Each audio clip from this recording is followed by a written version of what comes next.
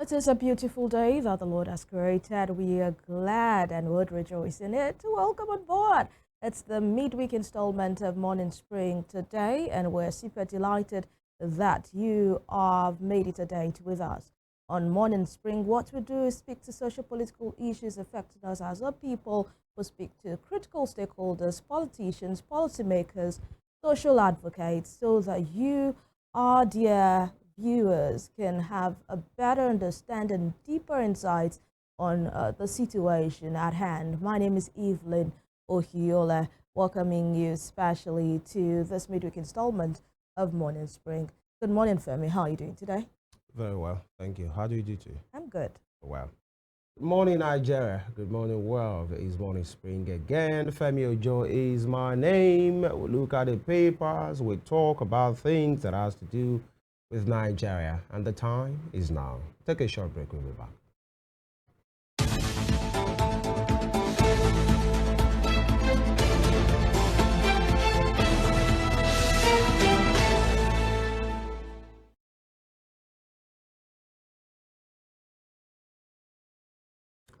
All right, we'll be starting the headline segment with the Punch newspaper. The Punch. Ondo poll. Shatima leads APC mega rally as governor.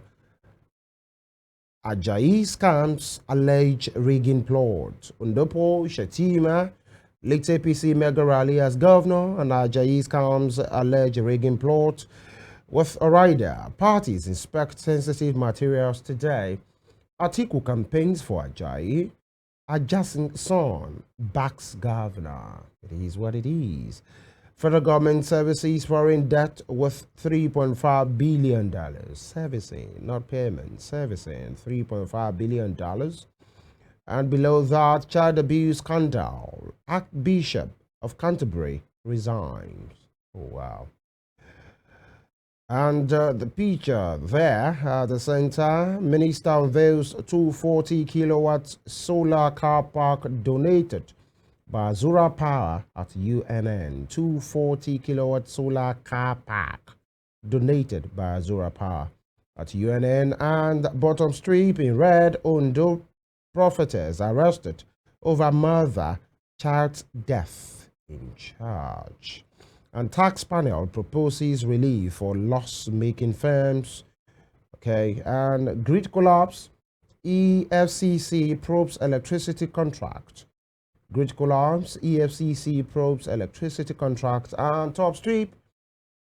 Dangote Ipman members load petrol 990 naira per liter. Dangote Ipman members load petrol 990 naira per liter. That was a figure put at 970 naira per liter. But then Army buries Lagbaja Friday. The man, his legacy, and what the people will always remember of him, or remember him by. Army buries Lagbaja Friday. That's the state funeral party way. And autonomy. Federal government, governance, local governments sign agreement. And Okpebolo takes over in Edo. Ohiolei son makes cabinet. Interesting, by the way.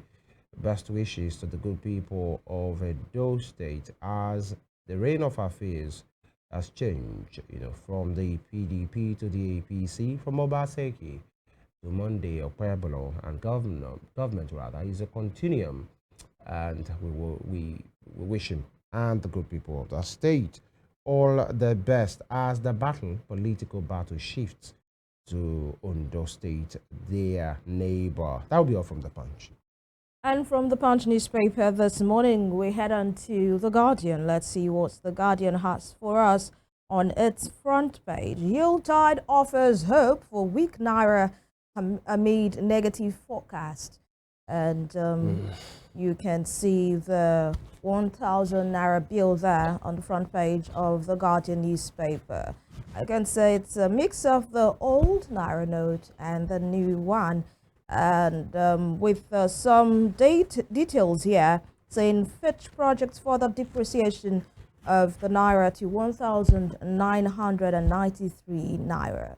CBN continues liquidity hunting, courts, MITOs, Nigeria's net FX reserves position unknown. There have been a forecast that, the naira might actually depreciate to 1,993 naira. But yeah, the Guardian giving this report that the Yuletide offers hope for weak naira amid negative forecast.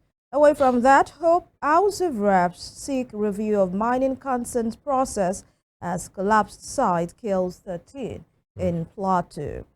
Fund anticipatory climate actions, IRC tells leaders as flooding worsens. Ondo poll, IPAC tasks INEC security agencies on neutrality. Of course, the elections in Ondo is coming up on Saturday, and the major contenders are crossing their T's and dotting their I's. The umpire for today, INEC, is also putting their preparation in top gear, just putting the icing on the cake as it is, because there's just less than 3 days to go, 4 days to go. 3 days, actually, 3 days to go. And it is may the best man win at this time. A woman. Nigeria recovered over $5 billion stolen assets in 25 years. No MDA executed 20% of capital projects, says EFCC, amid push for power sector reforms. I'll take that again. No MDA executed 20% of capital projects, says EFCC, and amid push for power sector reforms. If no MDA executed 20%, you might want to ask the question, so what are we doing? What are we doing? If these monies were provided, how come we are not hitting the mark? 20%, is low. And this is EFCC boss speaking on this matter. I have nothing to hide, says Okowa, says the man in the eye of the storm right now with the EFCC. Remember that he's been probed for some, irregularities of some money. OPEC projects lower oil demand as Nigeria's production stagnates at 1.4 million. And Okpebolo sworn in as Edo governor appoints aides. Meningitis. Nigeria records 361 deaths, 380 cases in 2 years. Talk about the silent killer there. That will be all from the front page of the Guardian newspaper. And of course, from the Guardian, we move to the Daily Trust. Bandits burn maize farms in Kaduna. With riders, our means of livelihood gone. Farmers attack can worsen food shortage, drive up prices, and we are probing incident. Police. That's where we are. Sadly, who are these criminals? Who are they? What do they want? Who are their collaborators? You can't just come into a village or communities and burn the farms, to do what? If actually they've stolen the produce is another thing, which is bad, but then burn it. What point are they driving home? We talked about repeated incidents that cements that particular,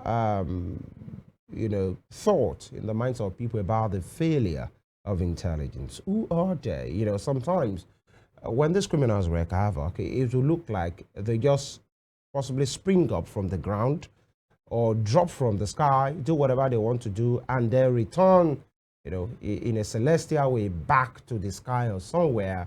But then they are human, although with very bad intention, burning of maize farms. To what end? And the police are saying they are probing. When you probe, what follows? How many probes have the police done? Those criminals have been running havoc, wrecking havoc rather, running riots and killing people. Return, kill, return, kill, return. How many probes has been done, and what are we getting from it? These are some of the issues. And below that, you have the picture of an articulated vehicle and it's about an accident scene where 10 passengers died along Yamfari village, Taura local government area of Jigawa State yesterday. An articulated vehicle with a bus and, it's a wreck. 10 people have died, so let's be careful. We commiserate with those who have suffered loss and, quick recovery for those possibly in hospitals. And Lassa fever, meningitis killed 762 persons in 1 year. In 2024, we're still talking about meningitis and Lassa fever. And bottom strip, Edo Okpebolo sworn in as governor appoints Oshiomole's son commissioner. Okay, it is what it is. 19 directors fail permanent secretary exam. Interesting. Directors, 19 of them have failed permanent secretary exam. I guess life happens. They wait for their time to do that again. It's one of those things. But then as a father, if you have to contextualize it in an African home, how do you get home, somebody in the level of a director, and then you get home and then you tell your family, your daddy has failed an exam. Which can happen to anybody. But, the ego of an African daddy, gets home and says, possibly one bullface somewhere, and we just, how was it? Fine. Nobody should ask any question. But then life happens. They try again. That's it. On a rather sad note again, 10 die in Jigawa road crash. And I think it's about the picture on the center spread. On the center here on the front page. And top street Zamfara youths protest at DSS headquarters over bandit attacks. Right, because some will say northern guys, the young people will never protest, especially when they are being killed or being affected by criminals. But they are doing that now. And they went to Zamfara youths protest at DSS headquarters over bandit attacks. They need help.